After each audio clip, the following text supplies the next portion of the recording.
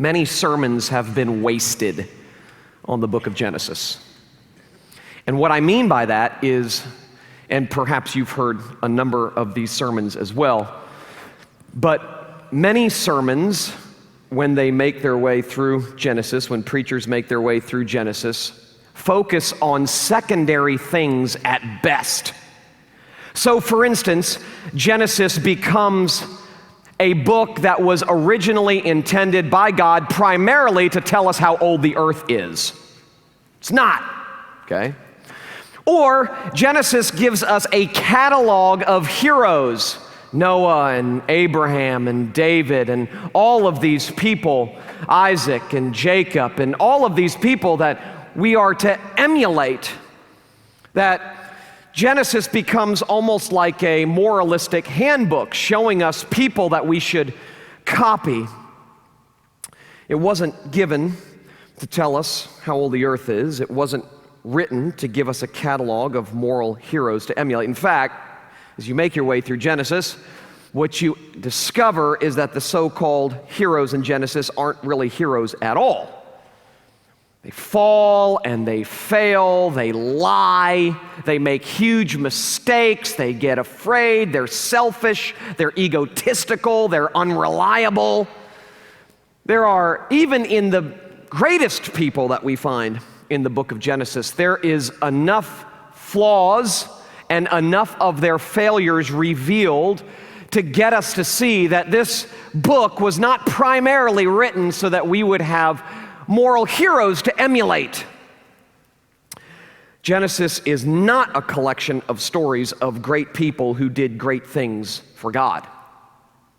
And that's why I say that many sermons have been wasted in the book of Genesis, because that's the way many preach through the book of Genesis. That's what many Christians hear. That's what many people inside the church hear when sermons are preached through Genesis. So, for instance, we learn about Abraham, or we learn about Noah, or we learn about Joseph, and they become the primary heroes of the story. And what is caught, even if it's not explicitly taught, is this idea that we should be like them. And yet what we discover is that throughout the Bible, from Genesis to Revelation, there is only one hero that emerges with a capital H. There is only one hero that all of these failed heroes are supposed to whet our appetite for. So when we encounter the failures of Abraham and the failures of Joseph, and when we encounter the failures of Noah and Jacob and Isaac and all of these people, what it's supposed to do is whet our appetite for another. For someone who will come and succeed where human heroes fail. Someone who will be able to finish what they start. So from beginning to end, Genesis is a witness to a God who is full of grace. That's what this is about. That's what this book is about. It is a witness, it's a testimony to a God who is full of grace.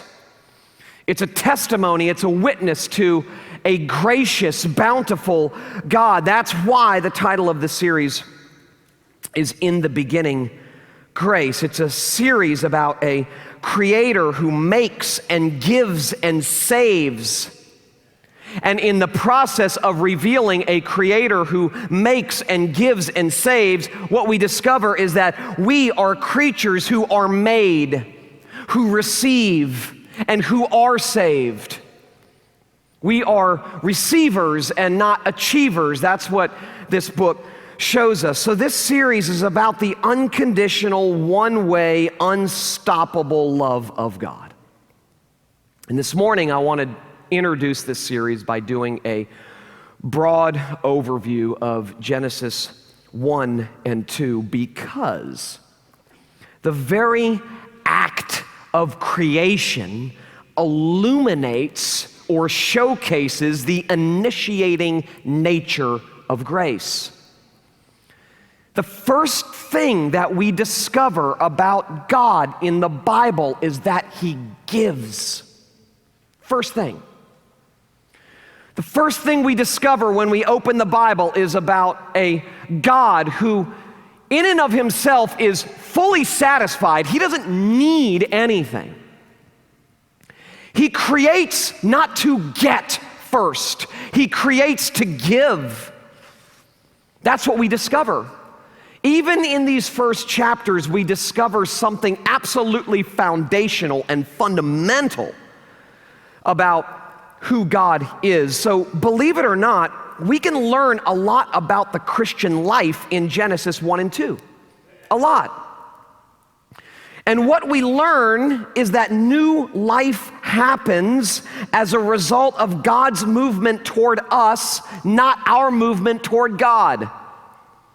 That is so fundamentally important if you are going to understand what the Christian life is all about, because the way that we often talk about the Christian life, especially if we've been in church for a long, long time, the way preachers often talk about the Christian life is that the Christian life is first and foremost about our movement toward God. And what we discover in Genesis chapter 1 and 2, which informs the nature of the Christian life, is that the Christian life is not first about our movement toward God. The Christian life is first about God's movement toward us. That's what separates the Christian faith from every other world religion. I have a friend named Burke Parsons who tweeted the other day that the symbol of our faith as Christians is a cross, not a ladder. And what that means is that we are captured by a God who descends. We do not capture a God by ascending. Big difference. And that flavor should inform the way we think about God and the Christian life. It's not first and foremost, and we say that, okay? We say God descended to us on a cross, and that got us in. But in order to keep us in, we have to now climb the ladder. So the symbol becomes for us one that shifts from cross to ladder. And what we discover as we make our way through the Bible as a whole is that the symbol is a cross. The central symbol is a cross. It doesn't shift from cross to ladder once God saves us. As Scotty said last week, there is never more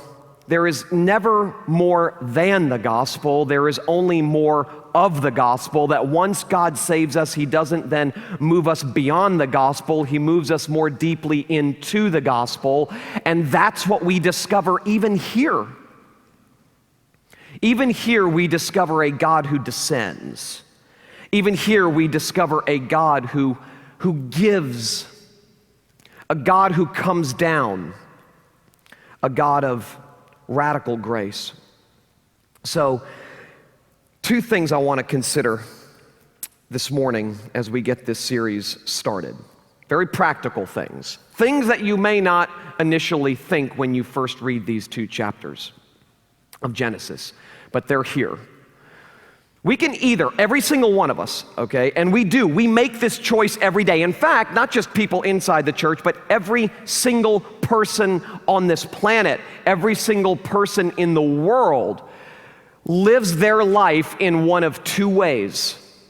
We can either live our lives by thinking this way, in the beginning me, and I'll explain that in a minute, or we can live our lives with a in the beginning God posture. Your life will be lived, every decision that you make is either born out of a posture that reveals you believe fundamentally in the beginning me, or in the beginning God. In the beginning me is life by law. Let me unpack that first. In the beginning God, that posture is life by grace, and I'll unpack that in a few minutes as well. We tend to live as if the first sentence in life is "in the beginning, me." What do I mean by that? Okay? Well, you know what I mean by that, even if you've never put it that way before. We tend to think that it's our job to make ourselves. We do this every day. In fact, we even say this to our children.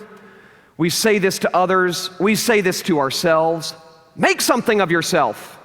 We live under the burden of believing that we have to create ourselves. We have to generate and make our own meaning. We have to generate and make our own significance. We have to generate and make our own worth and our own value. We slavishly live life trying to secure our own value and meaning and significance and all of those things, okay?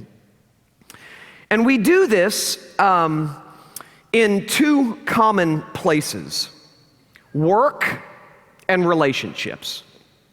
This is where we typically do this. I mean, we believe we have to make something of ourselves if we ever hope to really matter. We locate our identity in what we do or in what we can become.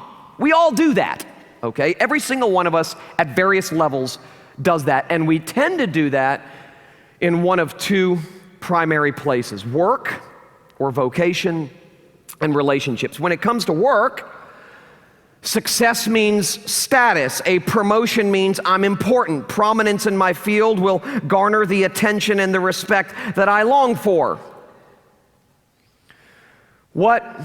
How much I achieve and what I can become will determine my worth and my value. But on the flip side of that, failure means that you're worthless, you don't matter, you're expendable.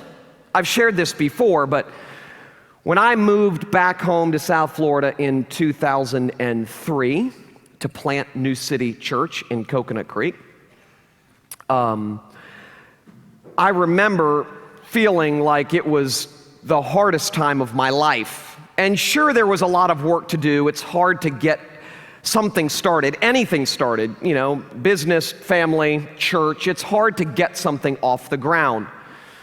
And even though I had a lot of help, it was still hard to get this off the ground. But that's not the real reason that it was really hard for me in the beginning. The real reason it was really hard for me in the beginning, because so much of my own sense of worth and value and significance was anchored in how the church was doing. So Mondays became either the best day or the worst day of my week. If the attendance was up on Sunday and the giving was up on Sunday, on Monday I felt like I mattered, like a success. I felt like I was important. If the attendance was down on Sunday and the giving was down on Sunday, then on Monday I felt like a failure. Like I wanted to just simply throw in the towel and quit. Why? Why would something as trivial as giving and attendance have such a profound impact on me? The reason is because without knowing it, I had so located my identity and my worth and my value in how the church was doing. If the church was doing well, I was a success. If the church was not doing well, I was a failure. And all of us do that in 1,000 different ways all the time. Our identity is anchored in something smaller than what Jesus has secured for us, and it becomes a burden on our shoulders that we have to create ourselves. We have to make something of ourselves. We not only do this in the realm of work, we also do this in the realm of relationships. I mean, our marriage determines our value. How our kids turn out is a measure of our worth. What others think about us is the decisive factor in how we think about ourselves. That's a big one. That affects you more profoundly than you realize. What others think about you is the decisive factor in how we think about ourselves. who we know and who knows us is a key ingredient in whether or not we really matter. Okay, I mean, that's the way we feel. I remember reading the story, the sad story of Joe Paterno not long ago, and his son was relaying this to him, or relaying this to an interviewer. After Joe Paterno died, as you know, for many, many years, Joe Paterno was the head coach of the Penn State football team, and career ended very, very poorly because of the Sandusky case and trial, and many people blame Joe Paterno because he, everybody but Rob Pacienza, who's a huge Penn State fan, everybody else in the world blames Joe Paterno because he didn't, apparently didn't do everything that he could have done or should have done, kind of swept it under the rug or whatever. And he was reflecting with his son afterwards on how his career ended.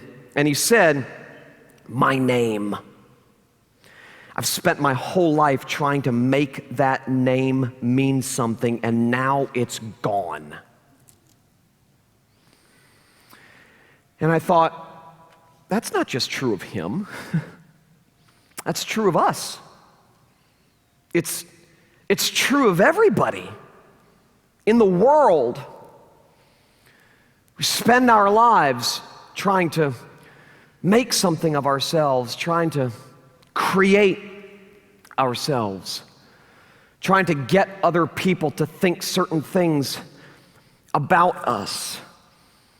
The problem is that, like Joe Paterno, this is not freedom, but fear.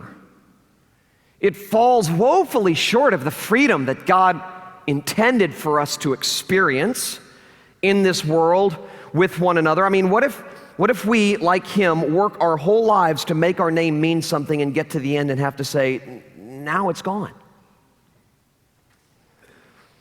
That's the rich man and Lazarus in Luke chapter 16. You know, Jesus tells the story about the rich man and Lazarus. One man had everything in this life, and one man had nothing.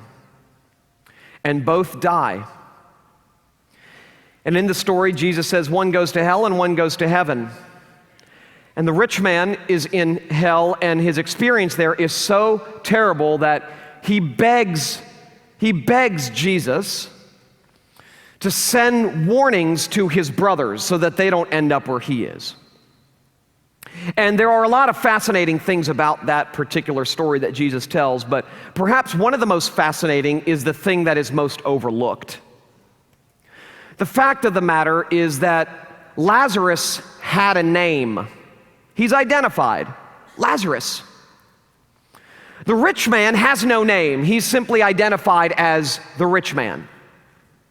And one of the points that Jesus wants to make by telling that story is because the rich man had so located his identity in what he could accomplish and what he could achieve and what he could accumulate, at death he loses all, and so he's a man without a name. What does it profit a man, Jesus says, to gain a fortune and lose his soul? Where do you locate your identity? What makes you feel like you matter? You can be sitting here this morning and be a Christian, someone who grew up in church and rightfully professes Jesus as your Lord and Savior, and yet because you remain a sinner, know this about yourself, it's true of me and it's true of you. You and I look to 1,000 things smaller than Jesus every day to be our functional saviors. Every day, we look to so many different things, and I've already mentioned some of them. How our kids turn out, what other people think about us, how people think about our marriage. Is it good? Is it bad? What's my reputation? Do people think I'm important? When I walk in a room, do people notice me? Do people feel sorry for me? Can I get enough people to feel sorry for me? Have I generated enough self-pity? Maybe your particular problem is not, I want to show everybody how powerful I am so I can get their attention and feel like I matter. Maybe it's, I want to show everybody how pitiful I am so that I can get their attention and feel like I matter. I mean, we do this in a thousand different ways. If I can just get someone to realize how smart I am, I can't tell you how many people, and you've met them too, how many people I've met who work so hard, they almost break their arm patting themselves on the back every time you talk to them. Every time you talk to them, you know? Have you ever met these people? I mean, every time you meet these people, every time you have a conversation with these people, they just can't help. Maybe it's right at the beginning, or maybe it's a couple minutes into the conversation. They have to talk about how great they are, what they've accomplished, who they know, whatever, you name it, okay? The problem is this is life by law. Okay, this is life by law, because this is what it says. Who we are is based on what we do. Our identity is determined by our activity. Our worth is defined by our works. It's life by law. The burden's on you, the burden's on me, the burden's on us to create ourselves. I mean, arrogance reveals complete slavery. I don't know if there's anything more unattractive than arrogance, and I don't know if there's anything more attractive than humility. Is that true? Probably. I mean, who wants to be around an arrogant person? Nobody. Okay. Who wants to be around a genuinely humble person? Everybody. And oftentimes what arrogance and pride, what we typically think about someone who's arrogant and prideful is that, wow, they are so confident and so sure of themselves. In reality, arrogance and pride reveal radical insecurity.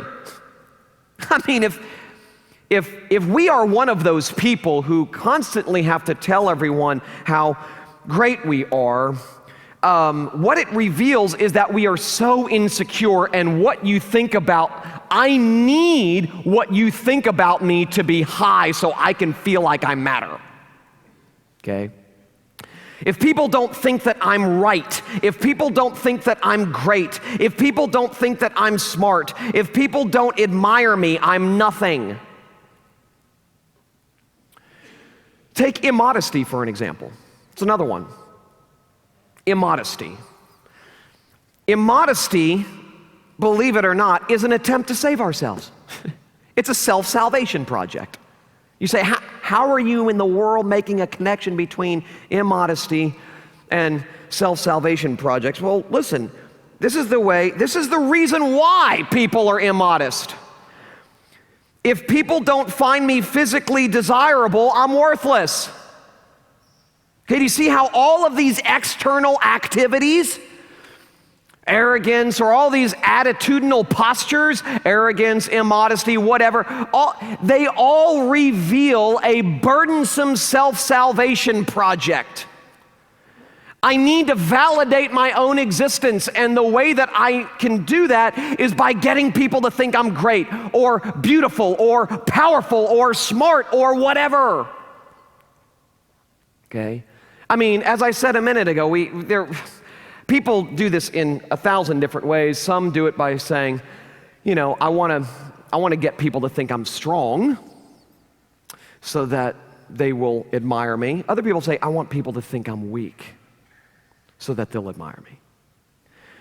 I want people to think that I'm powerful so that they'll admire me. I want people to think that I'm pitiful so that they'll have mercy on me. It doesn't matter. I want people to know that I'm rich, or to think that I'm rich, so that I'll garner their attention and feel important. I want people to know that I'm poor, or think that I'm poor, so that I can garner their attention. So this happens across the board. Okay, this happens with people who say, I'm going to set out to be high maintenance, and people who set out to be low maintenance. There's 1,000 different ways in which we tend to do this. And when we succumb to this kind of slavery, we fail to experience the freedom that God originally intended for us to experience. And that is why, the order of things in these chapters have the power to set us free. Believe it or not. Because in contrast from the way that we typically live life, this passage begins with, in the beginning, God. Huge difference. Probably never read those beginning words, those starting words in the Bible, and realized that right before your very eyes, you are presented with a choice. In the beginning, me. In the beginning, God. And that choice will impact your entire life, all of its details, the disposition of your heart. Angry people reveal the same thing. I'm not getting what I deserve. I'm entitled to more, and if I don't get what I think I need from you, then I am justified in my anger. You can, across the board, you can look at every sin, every single sin, anger, jealousy, lust, pride, whatever the case may be, all of those sins reveal a deeper problem, which is original sin. And as Martin Luther said, the sin underneath all sin is unbelief. I don't believe that everything I need in Christ I have, so now the burden is on me to go out and get. I said that 2 weeks ago. So, in contrast from living life with a in the beginning me posture, what we see is that this passage begins with in the beginning God, which is not life by law, but life by grace. The things that we think define us, things that make us who we are, things like work and relationships, are gifts given by God to people He has already made and given an identity to. And this means two things. First, we're not defined by what we do, we're defined by what God does. That's super important for us as we make our way through this book. Second, God's gifts are not given in response to human worth or works. Creation shows that grace comes first. All right? People didn't exist. God gives. It is God's grace that brings them into existence. Now, the reason that's so important to understand is because we work from the reward of life. We don't work for the reward of life. Huge difference. And most of us, if we're Christians, find ourselves maybe acknowledging with our minds that we work from the reward of life, that God has come and given us eternal life without any, minus our works, minus our merit, all of those things. But then as soon as God saves us, we fall into the trap of, as I mentioned earlier, we may not have initially worked for the reward of life, but now that we're Christians, we have to. Yes, God's love gets us in, but our love for God keeps us in. Isn't it good news, seriously good news, that we will make it home not because of our fallible, failing love for God, which is pretty pathetic. I don't care who you are, And the first person who goes, my love for God is robust, you got big problems, It ain't. I'm sorry. It is not, It's such good news to know that I will make it home because of God's perfect, infallible love for me. The Christian life is marked first, not by how hard I am able to grip God, but how tenderly tough God is always gripping me. It's a big difference. It's a completely different kind of God we're talking about.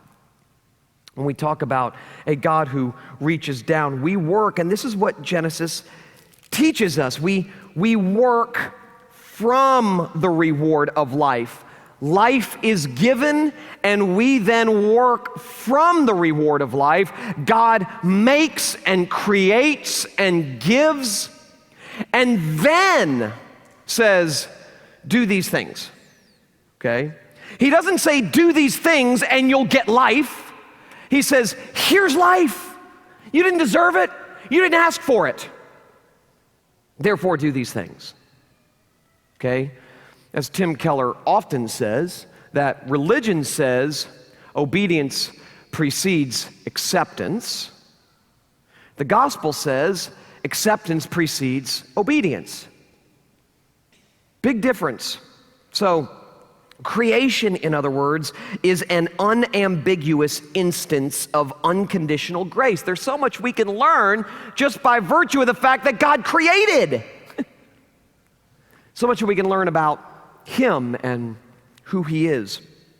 The things that we often think make or break us are not, according to Genesis, the things that define or make us, okay? Work, so he outlines work here in Genesis chapter 1, verse 28, and Genesis chapter 2, verse 15, and relationship he outlines in Genesis chapter 2, verses 18 to 25. Work and relationships are not primarily tasks that create us. They are gifts given to those God has already created. Okay, that's very important. Identity, worth, life, existence, all these things come not from our acts, but solely from the God who acts for us. These things come from the God who creates in grace. So the real story does not start in the beginning, me. It opens in the beginning, God and this beginning are gracious. I mean, think about it. Before we did anything to qualify or disqualify ourselves for God's love, before we even existed, God loved us. That's what we learn in Ephesians chapter 1. Sinners were loved by God before the foundation of the world. Sinners were loved by God before sinners existed. And then we're told in John that we love Him because He first loved us. His love for us begets love from us. Our love does not earn God's favor. Christ's love for us earns God's favor. Huge difference. This is undiluted, one-way love, undiluted, creation out of nothing love. That's what this is. We find a God who, in and of Himself, is perfectly satisfied, needs nothing, creates out of nothing for the purpose of giving primarily.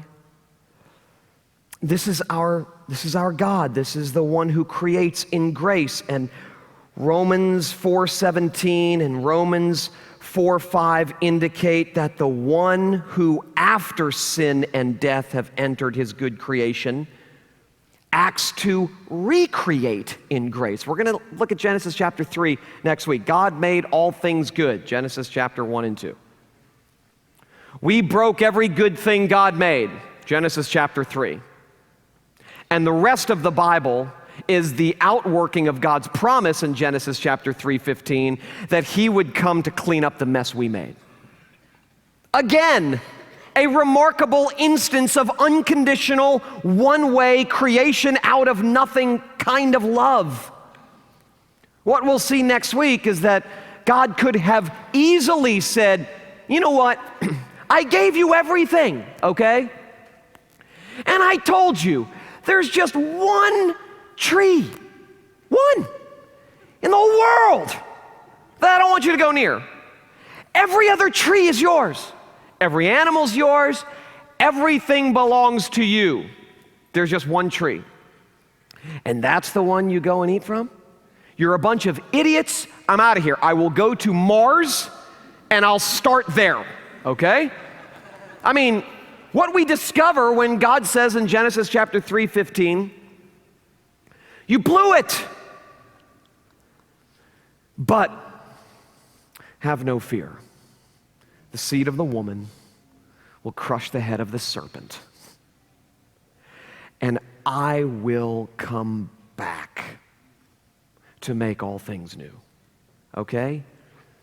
So what we discover is not only this God that creates in grace, creates to give, but after the fall, after sin and death enter into his very good creation, he recreates in grace. He recreates to give. The one who creates out of nothing is, after the fall, the one who raises the dead and justifies the ungodly, as Paul tells us in Romans. God always acts from the bottom. And what I mean by that, and this is what we discover, and this is what we'll continue to discover over and over and over again in this series, is that he creates everything where there is nothing. He gives life where there is only death. He brings salvation where there is only sin. In that way, he always acts from the bottom. He acts in reverse. He acts paradoxically. He spoke into nothing in the beginning, and he created everything. And in Jesus, he has spoken into the nothingness and the deadness of your sin, sinner, and brought life. So much we can learn about God's magnificent defeat of sinners, even by reading Genesis chapter 1 and 2 before sin enters into God's creation. This tells us something about God. The same God who spoke into nothing and created everything, in Jesus has spoken into the nothingness and the deadness of your sin and brought life. In Jesus, God has spoken into the hard reality of your life, a life that feels like death. And he has said, you are loved. You are forgiven. Sinners are forever mine. That's what he does. And as we see in Genesis chapter 1 and 2, when God speaks, it happens. Let there be light, and there was light. Lazarus, come forth, and life comes out of death. When God speaks, it happens. So when God speaks, when the final word that God speaks over Christian people is, it is finished, paid in full, it sets us free. When God speaks law and says, you'll never, ever, ever, ever measure up, we are crushed. And then when God speaks gospel and says, because you could never measure up, Christ measured up for you, we are cured. What God speaks happens. And when God speaks, when he speaks into the detailed, hard reality of your life, whatever it is, whatever that hard reality is, and all of us are facing hard realities in one way, shape, or form. We're facing difficult realities in one way, shape, or form. And whatever that hard reality of your life is, whatever it is about your life that feels like death, God speaks into that hard reality, into that darkness, into that nothingness, just like he did the first time. Let there be light. You are mine. You are forgiven. You are loved. In Jesus, God says definitively, once and for all, I love you. I am well pleased with you. You are my son. You are my daughter. And because the Creator said it, it is so. What we discover in the first 2 chapters of Genesis is that we are known by a God who bends toward us. even as we are perpetually bending away from him.